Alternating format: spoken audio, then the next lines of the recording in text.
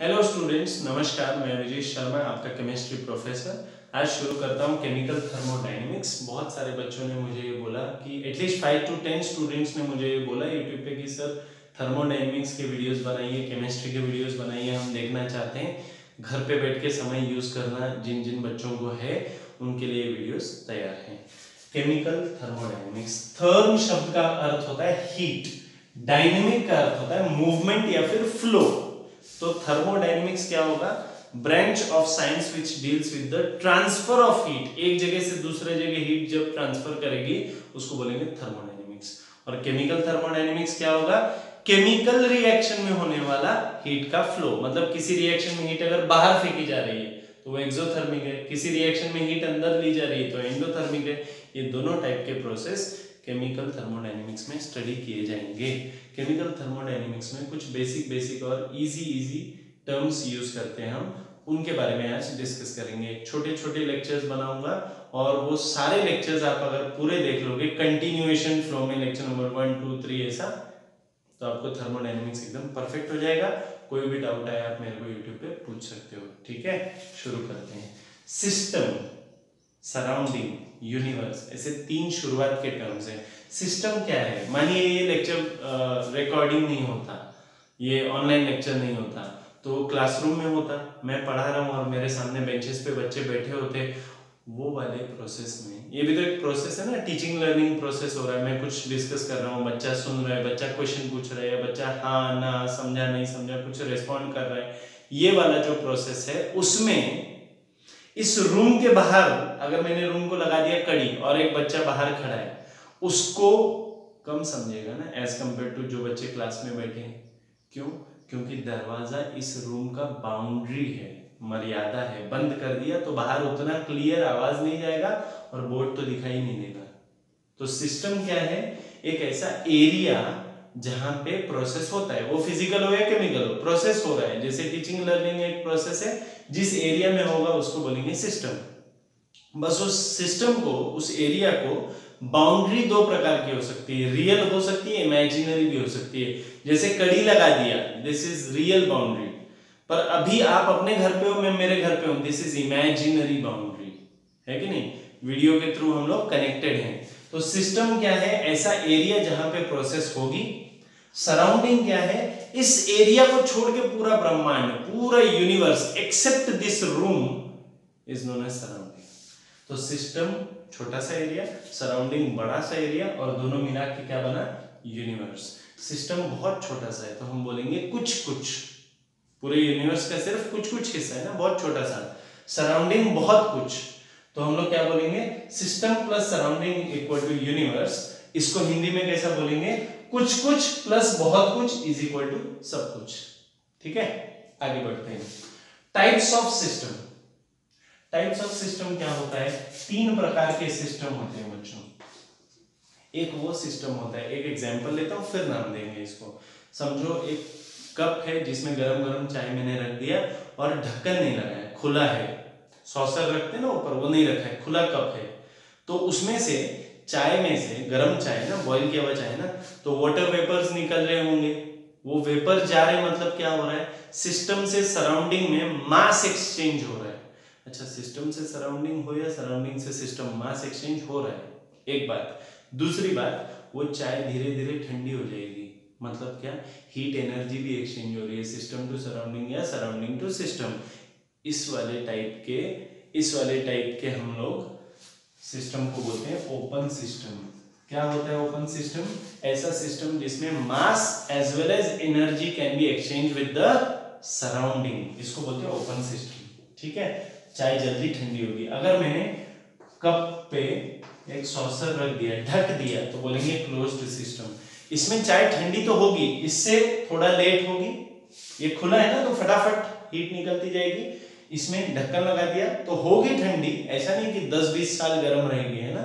ठंडी तो होगी पर धीरे धीरे होगी, इससे थोड़ा स्लो। पर मतलब एनर्जी तो एक्सचेंज हुआ, ठंडा हुआ, मतलब हीट बाहर गई, एक चीज। दूसरी चीज, मास बाहर नहीं जाएगा, क्योंकि ढक्कन लगा दिया तो वेपर्स बाहर नहीं जाएंगे। थोड़े टाइम के बाद जब हम ढक्कन खोलते हैं तो उसमें से पानी गिरता है ना, वो वेपर कंडेंस हुआ है ना, मतलब मास एक्सचेंज नहीं हुआ। ऐसा सिस्टम जिसमें energy can be exchange with the surrounding but mass can not be exchange is known as closed system. Next the third one is isolated system. Isolate शब्द का अर्थ होता है एकदम अलग थलग कर देना, मराठीत ज्यादा म्हणतो वाळीत टाकणे। आइसोलेटेड सिस्टम वो सिस्टम होगा जिसमें न मास एक्सचेंज हो सकता है न एनर्जी, सराउंडिंग से कुछ भी एक्सचेंज नहीं हो सकता। Example thermos.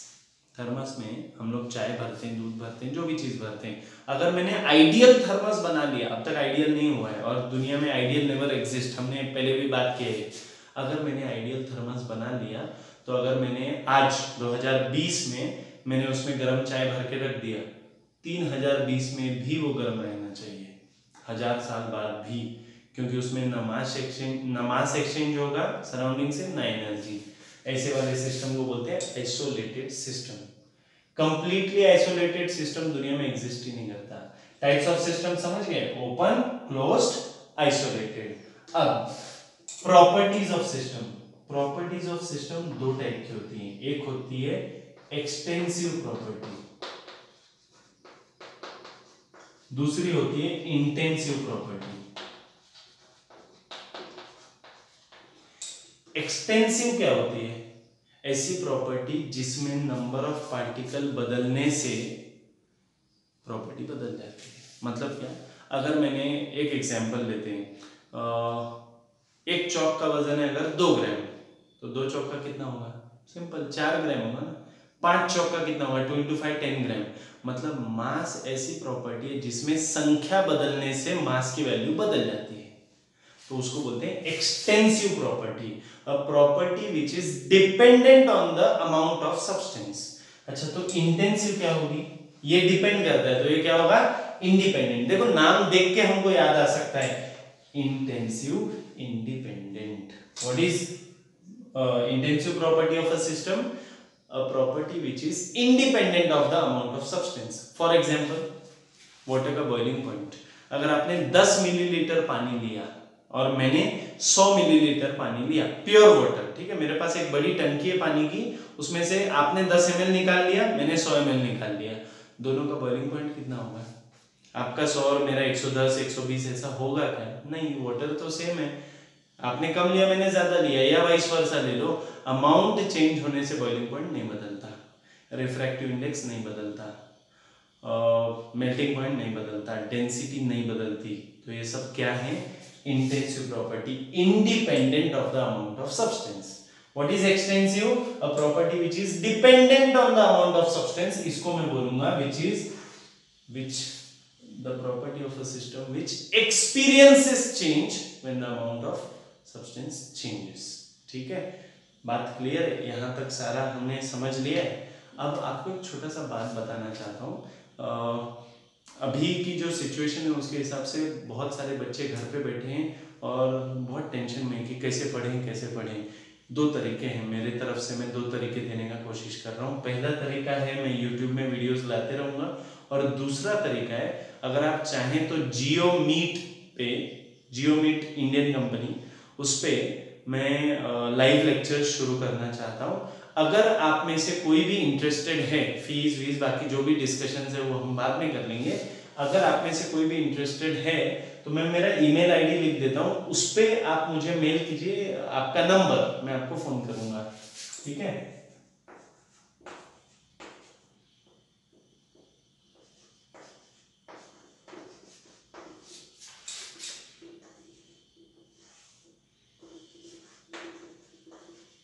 उम्मीद करता हूं आपको दिख रहा है ईमेल आईडी क्लियर मेरा, मैं रीड करके भी बता दूंगा।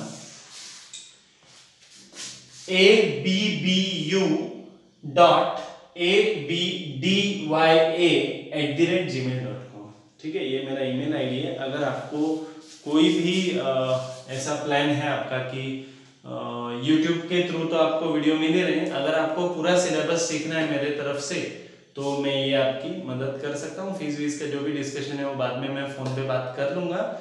ये email ID please note down कर लीजिए। आपको नहीं चाहिए तो किसी और दोस्त को भी बोल सकते हैं, और अगर आपको चाहिए, साथ में कुछ और दोस्त भी आना चाहते हैं, तो भी मैं रेडी हूँ, क्योंकि फायदे 3 होंगे। पहला फायदा, आपको कहीं आना जाना नहीं पड़ेगा। दूसरा फायदा, आप अपने घर से बैठ के कर सकते हो, तो कोरोना का भी कोई टेंशन नहीं और बाकी भी कोई टेंशन नहीं है। रात को 10 बजे भी लेक्चर रखा तो भी आप अपने घर पे सेफ, मैं अपने घर पे सेफ। और तीसरा फायदा, ट्रैवलिंग का समय बचेगा, ट्रैवलिंग का खर्चा बचेगा और मेरे को अलग से कहीं क्लासरूम लेना नहीं होगा। तो सबका फायदा है ना? सबका साथ सबका विकास। थैंक यू सो मच, जय हिंद। मिलते हैं अगले लेक्चर में। ये कंसेप्ट रिवाइज करके आइएगा नेक्स्ट लेक्चर में, ठीक है? और नोट्स बनाते जाइए, जैसे जैसे वीडियोस होते जाएंगे please make notes so that you become ready with all other students better than them. उनसे भी 2 कदम आगे रहें आप, भले आप यूट्यूब पे देख रहे हैं या फिर जूम या जियो मीट पे देख रहे हैं। आपका फायदा होना मेरे लिए सबसे ज्यादा इम्पोर्टेंट।